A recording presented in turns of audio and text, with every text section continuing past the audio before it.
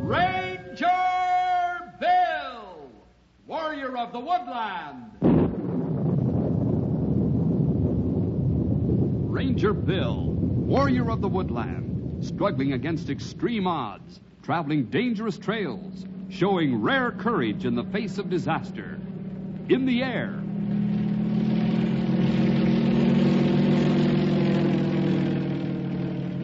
On horseback.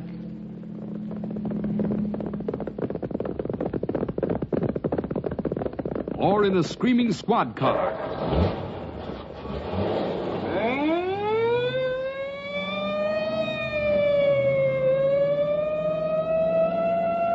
Ranger Bill, his mind alert, a ready smile, unswerving, loyal to his mission.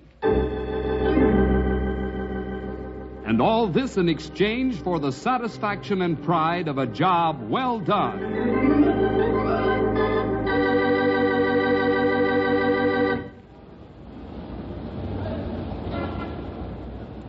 Boy, Knotty Pine seems to get busier every week. Look at all the people down here shopping today. Yeah, I know what you mean, pal.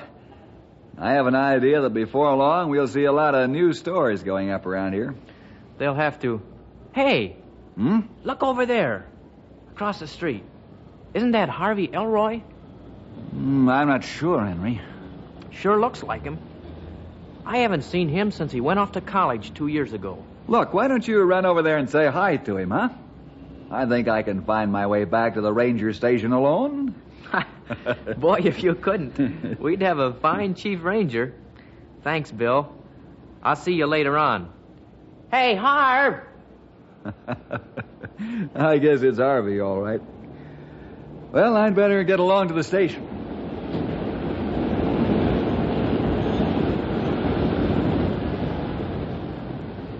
So, when I saw you from across the street there, I could hardly believe my eyes.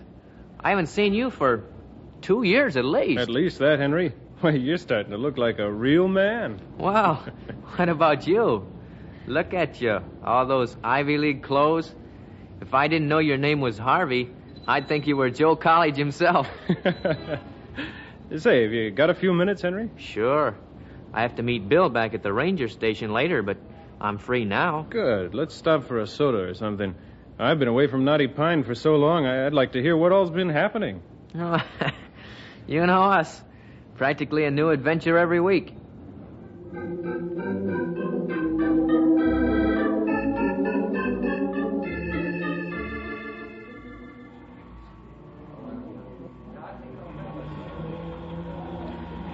And that just about brings us up to today. Whew. I didn't think I knew so much about Knotty Pine. Well, you're the best newspaper I've ever seen. Now, what about you, Harv? It's been so long since I saw you. I can't even remember what your major is in college. It's botany, Henry. Botany? Boy, that's swell. Oh, I guess when you grow up in a place like this, you can't help but get interested in plants and the like. It's a tremendously interesting program. Program? Oh, that's what they call the whole 4-year course.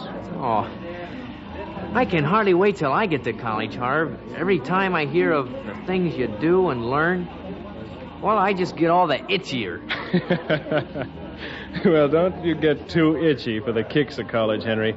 It's hard work all the way. Yeah, I know. But it's so much more interesting than all the stuff you have to learn in high school. But did you ever think that if you didn't learn all that stuff in high school, you wouldn't be able to go to college? I know. They wouldn't let you. Oh, no, it isn't just the law that would stop you. No? No, believe me, you use almost everything you learned in high school. Well, they just figure that you know a lot of things already, so they go right on to the more detailed work. So I guess it's a good thing to learn all you can before you go to college, huh? I think so. Makes your college career a lot more fun and interesting. Say, I just thought of something. Harv, what are you doing this coming Saturday afternoon? Nothing that I know of. Why? Well, I was just thinking, you being a botany major in college and all, my boys' club is going on an all-day hike Saturday. It sure would be swell if you could come along. You could show us some of the things we might not ordinarily see about the trees and plants and things. Boys' club, huh? That's right. Some of the younger fellas in Knotty Pine get together over at the school once a week. They asked me if I'd be their leader. That sounds like fun. What all do you do? Oh, you know, hikes, games. We visit all sorts of places and study lots of things that have to do with nature. It sounds like maybe I could learn something from your club. Oh, no, I doubt that. What about it, though, Harv? Would you come along? Well, There'll be food. We can plan to cook lunch and supper in the woods. And then maybe you could say a few words about school and things at our meeting after supper. Meeting? That's right. One of the things we do each week is to look at the portion of the Bible and study it. We plan to save this week's study for after dinner in the woods. It kind of makes you feel closer to God. That's right. I'd forgotten. You always were a religious guy, weren't you, Henry? I guess you could call it that. College will do you a lot more good than I thought. What do you mean? Well, I think you'll change a lot of your ideas about God after you've been there for a while. I suppose I will. As a matter of fact, I'm planning on it. You are? Sure. I figure the more I learn about his creation, the better an idea I'll have of what he's really like. Oh, uh-huh. Well, I'm afraid that I can't buy God at all. There's a big lack of evidence. Huh? You don't believe in God? That's right. I tossed all that over when I grew up.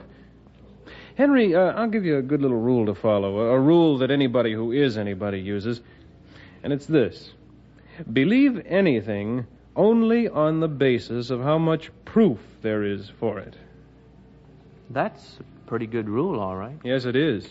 And seeing as there's very little, if any, proof for God, well, I'm afraid I just can't buy the whole idea. Hey, Henry, I didn't mean to shatter your faith just like that. Oh, you didn't, Harv. You just got me to thinking a little. Well, good. With a brain like that, you'll be a college man before you know it.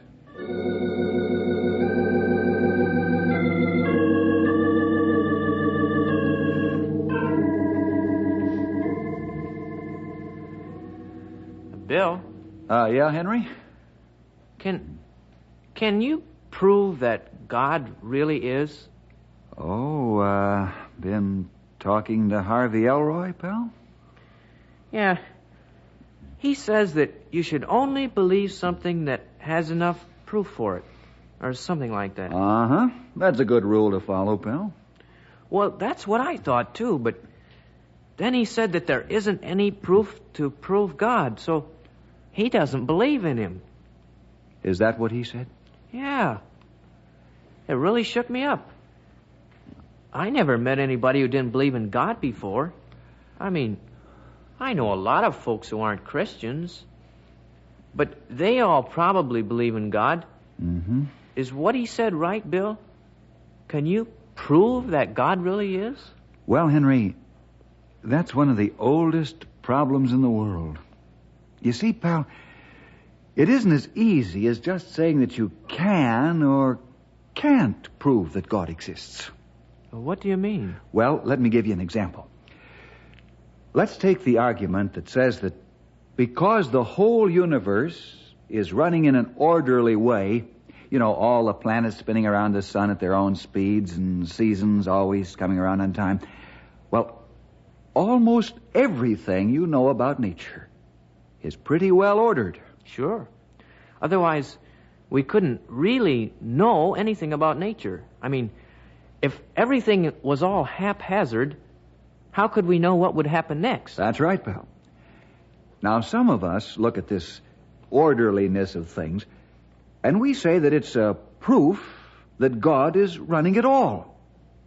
We say that it shows that there is some single operator of the whole thing.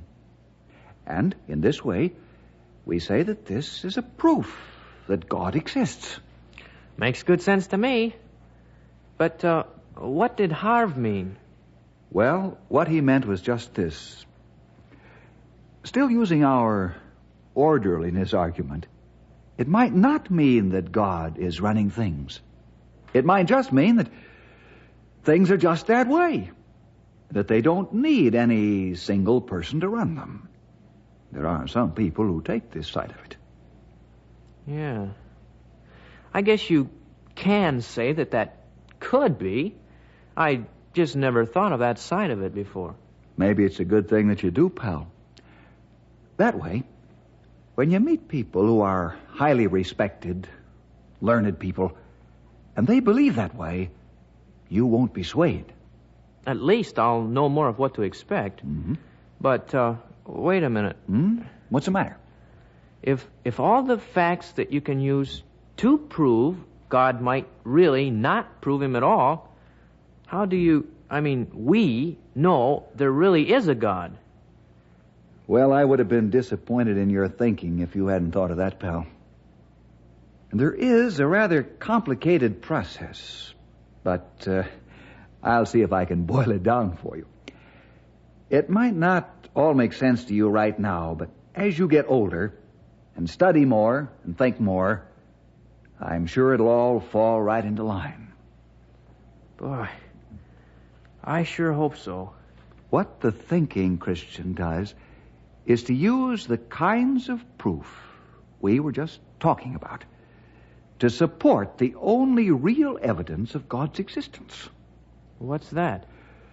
The Spirit himself beareth witness with our spirit. You see, the only real assurance we have is personally from God. But that doesn't help show someone like Harv, who doesn't believe it to start with, does it? He'd probably just say I was having hallucinations. And that's pretty well where these other proofs come in.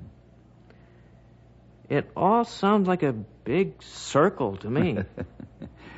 Well, we've said an awful lot in a little time, pal. It'll take you a lot longer to work all this out for yourself. But don't worry too much. Your friend Harvey has just as big a problem with his side. He does? Sure. It takes as much, if not more, faith to believe that God doesn't exist. And it takes just as big and fancy a circle of argument to keep him out of things.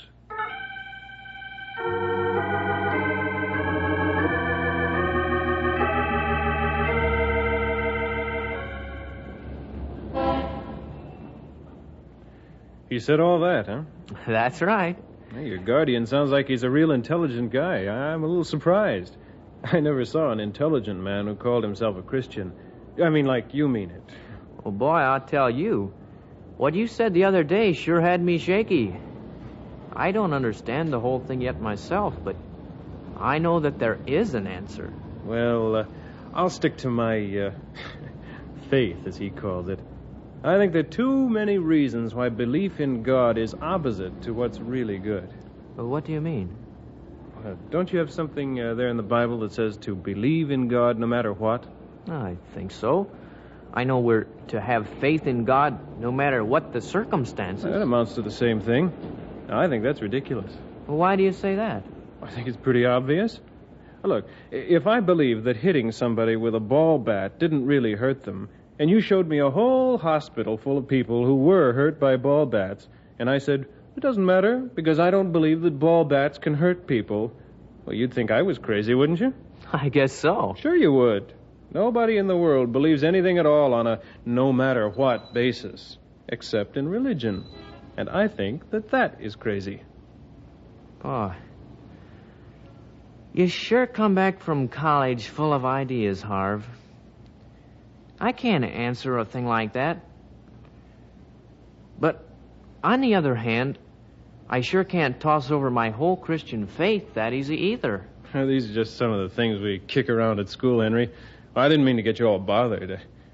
I suppose you don't still want me to join you in your club on Saturday, huh?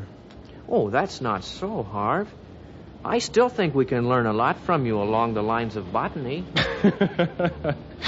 Don't worry, Henry. I won't preach any of my anti-religious sermons to your impressionable young boys. No, really, I think religion is good for young people when they're young. It gives them some pretty right ideas about how to act. We'll see you on Saturday, then? Right. Sounds like it'll be fun.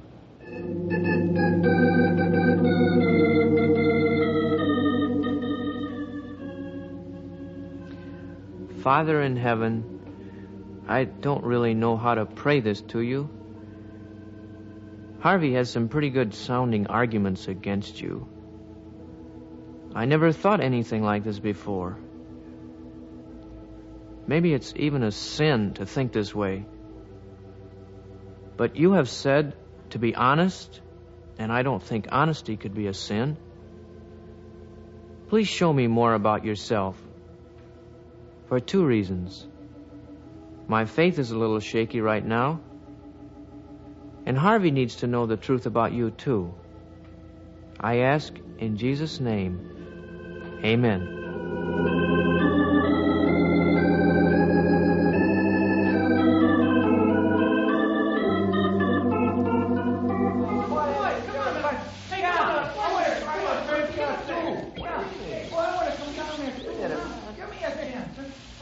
Okay, Frankie.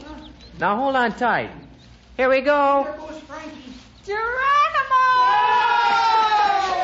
Look at him. Okay. Now don't trample each other to death trying to get up there for the next ride. Hey, this really kicks, Henry. No kidding. We always have a good time, Harv. But you sure have contributed to the fun. Hey, you sure know some neat things, Mr. Elroy. We never rode those birches before. Fellas, try not to ride any one birch too many times. They lose their spring after a while, and it does real damage to the trees, huh? Boy, who'd ever thought you could climb up high enough to make a bend over that way? Boy, that's really keen. Hey, what happened to your hand, Frankie? Oh, me? Oh, nothing. Just a little splinter, I guess.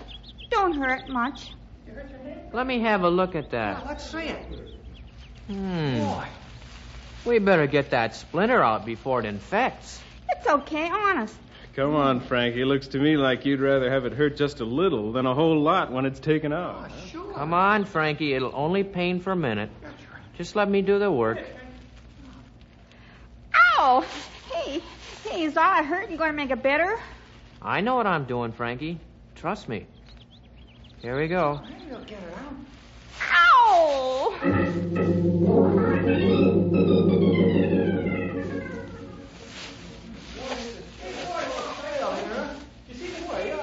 look what I found. Hey, what'd you find, Frankie? Hey, what do you got? What is it, Frankie? Hey, look, it's an old metal trap of some kind. Boy.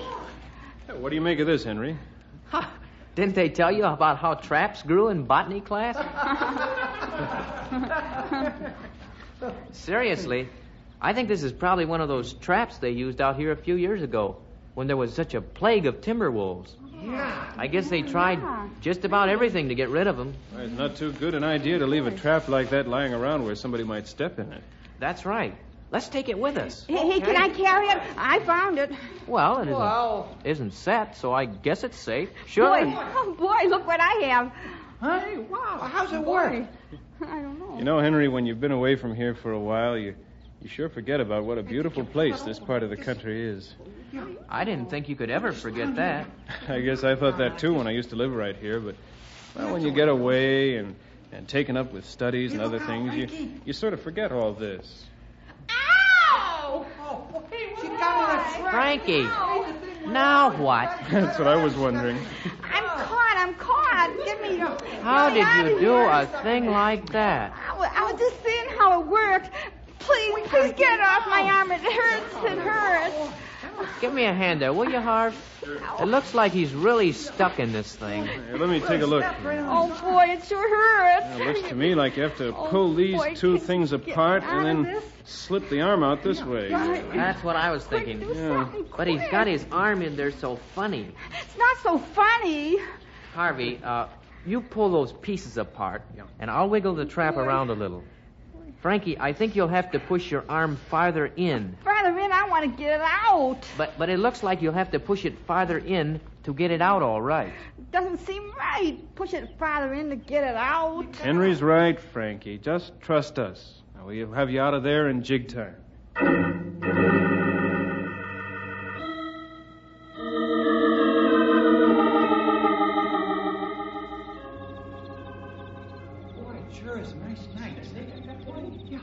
Fellas, may I have your attention for a few minutes? Henry's got to say something. Thanks.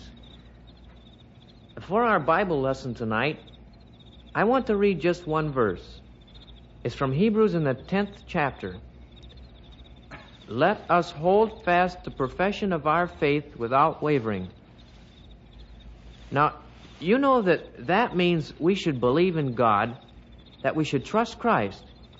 And it says without wavering. And you know that means no matter what. I was having a chat with a fellow about this very thing not too long ago. And he was saying that in everything else we do, we follow a different idea. In everything but religion, we only hold fast to that which seems right. And as soon as anything else comes along that makes it look wrong, we can't hold fast to it anymore. What do you mean, Henry? Well, if I was to say that I believe that lions were friendly animals, what would you say? I'd say you were crazy. Well, sure you would. Because you know that some lions have been very unfriendly, don't you? But what if I just kept on believing it? What if I held fast to it? You'd think I was crazier still. Is that what the Bible says to do? Well, not about lions, Frankie, but about God.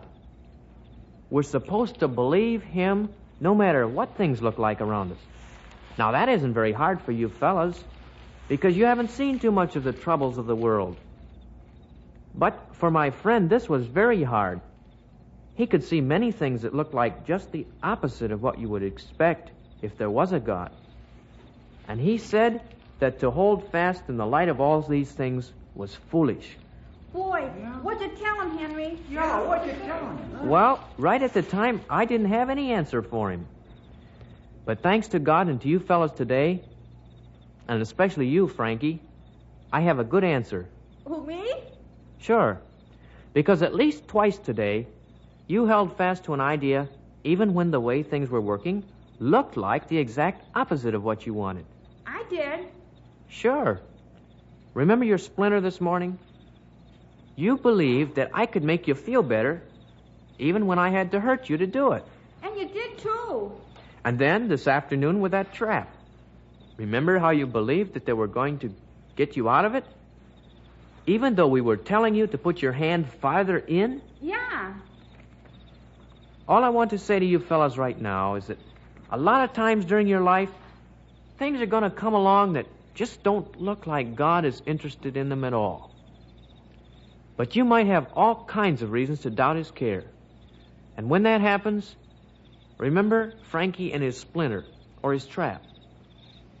Things may hurt more for a while, or even what seems to be backwards for you. But, in the words of our verse from the Bible tonight, let us hold fast the profession of our faith without wavering. And now we'll pray, and then we'll have to break camp and head for home.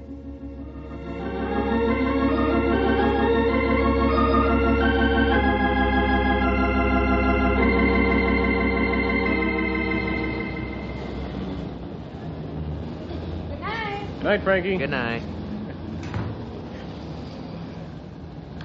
And that's the last of them. They sure are a lot of fun, but it really tires a fellow out. You can say that again. Want to stop at the soda fountain for a minute before you head for home, Henry? Sure.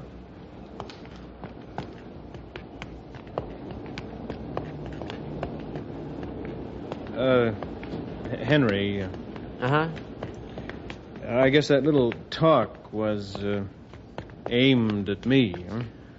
No, it wasn't, Harv, really. It's just that I've been puzzling over all that you said the other day, and when I finally got a few of the answers, I thought that the other fellows ought to know, too. Well, you make me feel kind of stupid. I'm sorry, Harv. I sure didn't Oh, mean... you don't need to apologize, Henry. I know you didn't do it on purpose. It's just that, well, what you said was really good. I should have thought of things like that myself. You didn't need to. What do you mean? Well, you don't believe in God, so you don't need to work your way out of tight spots like that. I see what you mean. I just thought it was great that God arranged all those little things just to show us the answers. You think God did that? I'm sure of it. You see, Harv, lots of places in the Bible It says that God will tell you what to say when people question your faith in him.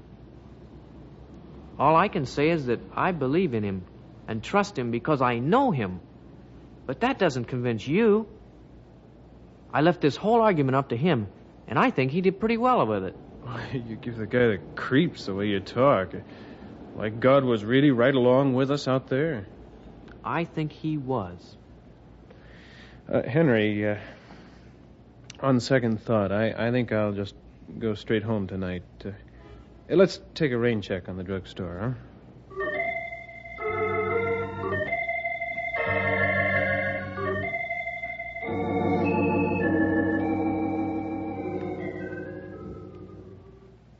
Well, it all sounds wonderful, pal. I can't help getting a little excited about it myself when I hear of God's definite answering of prayer. You know what I think is so great about all this, Bill? What's that, Henry? Well, I have to admit that all those things Harvey was saying about there being no reason to believe in God and things like that. Uh-huh. Well, I really was bothered by them. I probably even started to doubt a little bit, I think. Mm-hmm. I'm not surprised. But when God really arranged things out there on that hike and made just the right things happen, well, how can you doubt a thing like that? Isn't it pretty much what we were talking about a few days ago, pal? The only real assurance we have is personally from God himself. We can think up all the reasons we want, for or against, but that is only man at work. When God makes himself known, he does it in a definite, positive way. I sure hope Harvey learns that about God. Well, from what you've told me, I'd say he's well on his way to learning it. Bill? I just thought of something. Why didn't it make you upset when I started bringing up all those questions and when I told you that I might have started doubting God? Henry, when you get as old as I am, you've gone through a great many doubting times. And as I think you've seen this time, if you follow through honestly, God will honor your truthfulness with an even more thrilling assurance of himself. He sure did that this time. God is real, Henry. He's all in all, a great God of gods. If he can't stand up to a few little arguments, then he isn't God. But he can, and he does.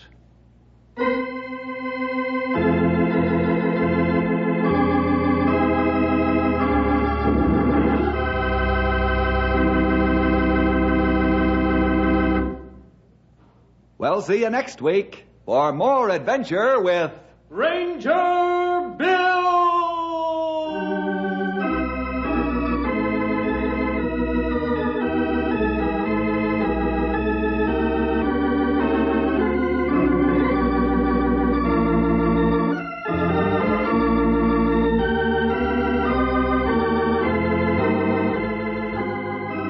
Ranger Bill was produced in the radio studios of the Moody Bible Institute in Chicago.